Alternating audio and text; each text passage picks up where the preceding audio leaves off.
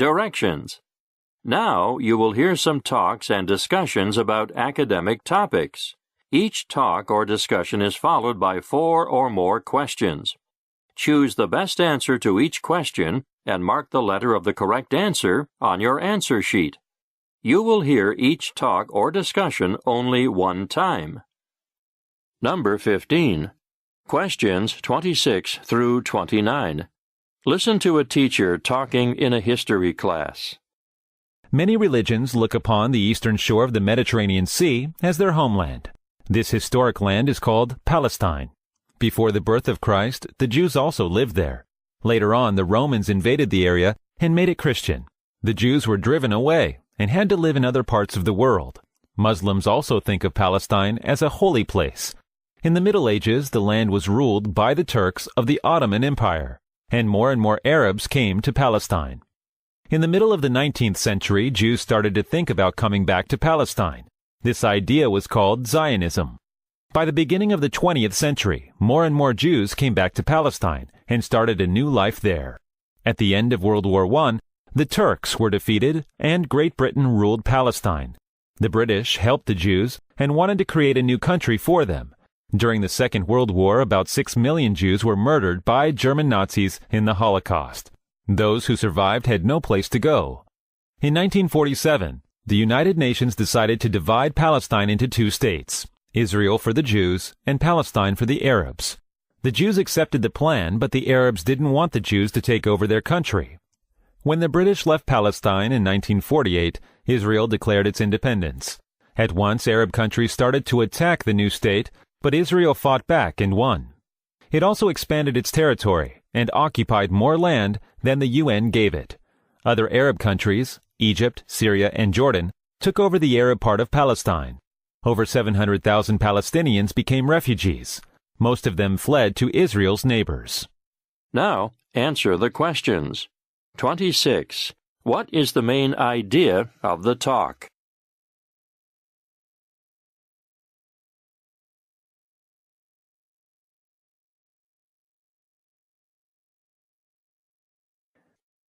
(27) Why did the Jews leave their homeland in the ancient times?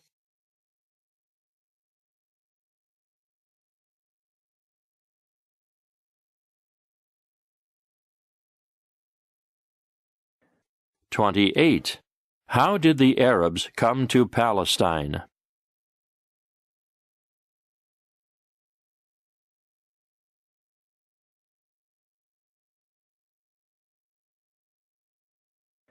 (29) Why did 700,000 Palestinians become refugees?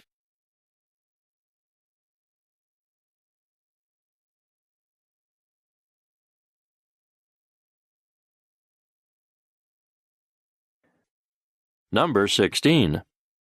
Questions 30 through 33. Now you will hear part of a radio program.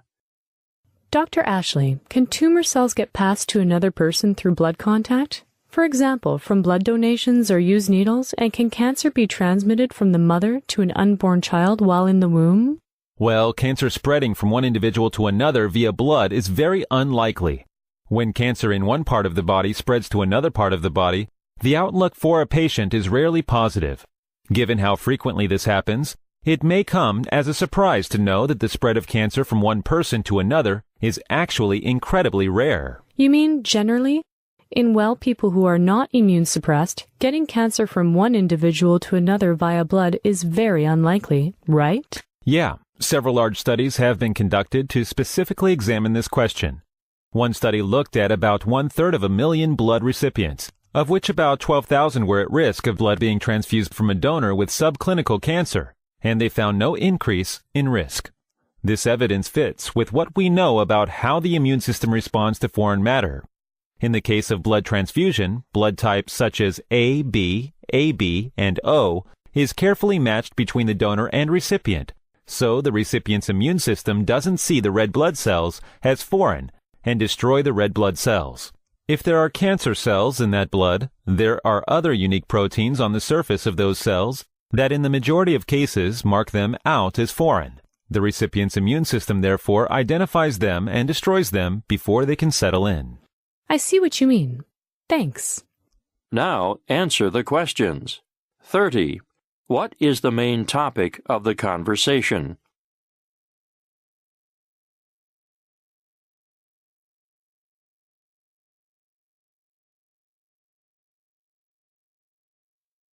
31.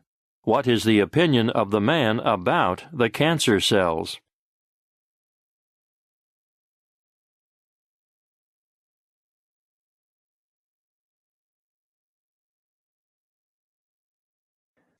32.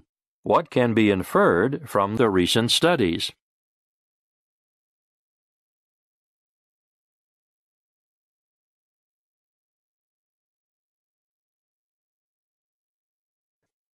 33. What will the immune system do when it detects the foreign matter?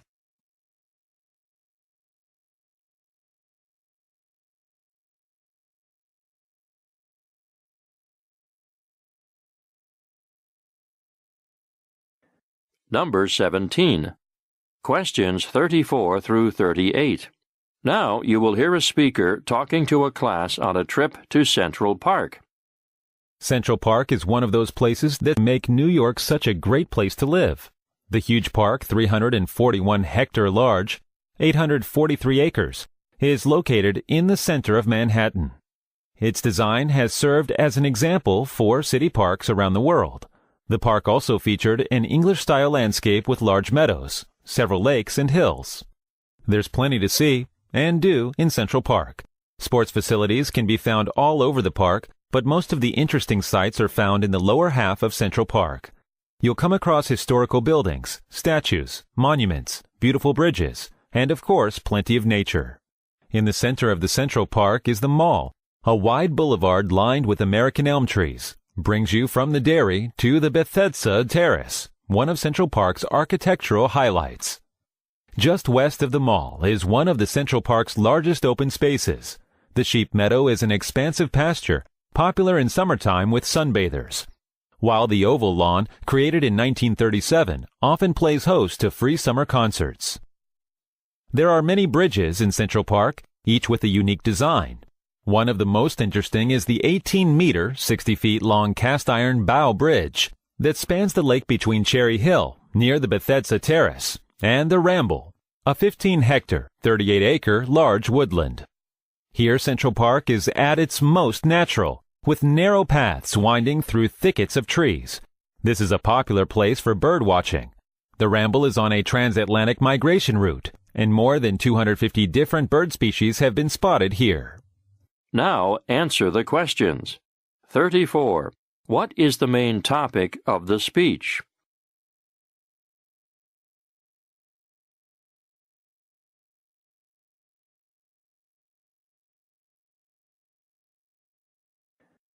35. What does the speaker mean when he says, its design has served as an example for city parks around the world?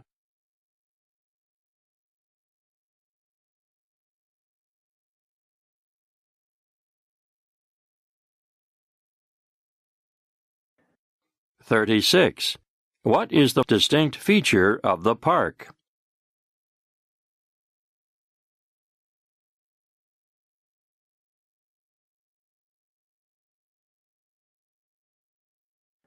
37. If you want to take a sunbath, you'd better go to...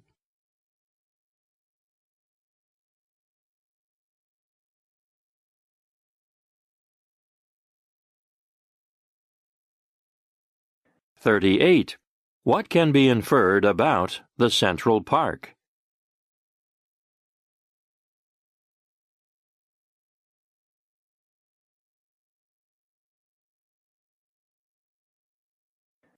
18.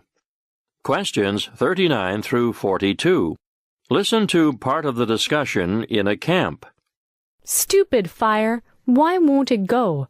I've never lit a campfire before. What's wrong with our fire? Why won't it go like yours? Come over here. We need your help. Just look at it. You've used such big pieces of wood. It'll never go like that. You need to collect some kindling. What's that? Bits of wood like twigs. We got ours from under that big tree over there. That's what you need to put on the paper. And when it starts to burn, you put on bits that are a bit bigger, then bigger still. And when it's going properly, you use bigger stuff. I never knew that stuff about little wood before big wood. Look at that big piece I put on just now. It caught fire really quickly, but it wouldn't go at all before you came over, Tessa. Well, that's because the fire's a lot hotter now. Wood burns much quicker when it's hotter. And when it's smaller? That's something new I've learned. But why? I reckon I know. The flames can wrap around the wood more when it's small. So, when you were struggling to light their fire, although you had plenty of wood with quite a bit of newspaper under it, it wouldn't light. The paper just burnt out, but it couldn't have the big wood produce more heat and catch fire. Now answer the questions. 39. What is the main topic of the conversation?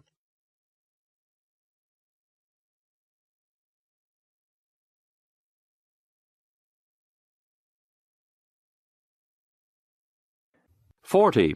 What's wrong with the girl's fire?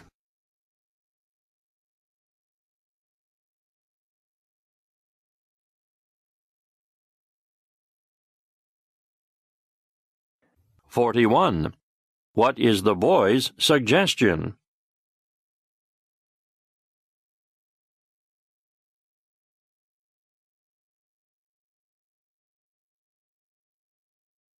42.